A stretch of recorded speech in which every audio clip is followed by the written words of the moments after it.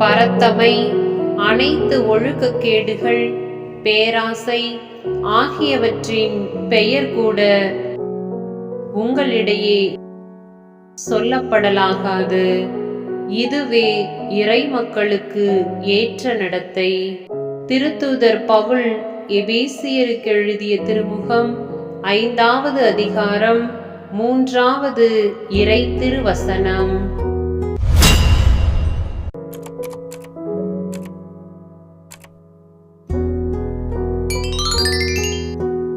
பரத்தமை, அனைத்து ஒழுக்கக்கேடுகள், பேராசை ஆகியவற்றின் பெயர் கூட உங்களிடையே சொல்லப்படலாகாது.